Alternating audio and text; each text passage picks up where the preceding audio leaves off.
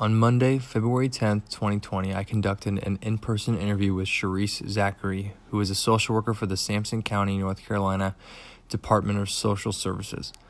She specifically works in the foster care division. During our interview, I asked Sharice a multitude of questions and utilized the DEAL model to analyze her responses. Many of the questions I asked were tailored towards the specific issues that the foster care population faces and what factors influence the population the most. These factors include networking inside and outside of the community as a form of advocacy. Foster care advocacy involves helping their parents or guardians as much as it is assisting the children. Social workers do not have the authority to make a final decision on the outcome of a child.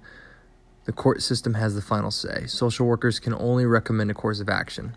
In examining her responses, I concluded that a social worker has to network. This is to help facilitate the various needs of each individual you serve. People will come to you with a variety of needs, and you have to help guide them to the right answer and advocate for them in order for them to thrive. Because social workers are so involved in the lives of individuals, at times they can be very invasive, and having to network, they have to be careful they do not break any laws like HIPAA violations. Because social workers have no say on the determined guardianship of a child in foster care, this creates the urgency for them to seek advocacy from a policy perspective.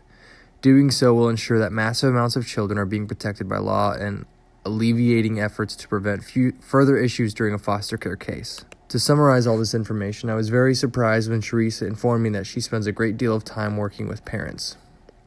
She will help support parents to get their lives back on track in order for them to gain custody of their children. The goal ultimately is for the parents to gain custody of their children, to gain their children back. The children were taken from the home. The parents will have to undergo counseling, therapy, required group counseling sessions, or substance abuse treatment, parenting classes, things like that.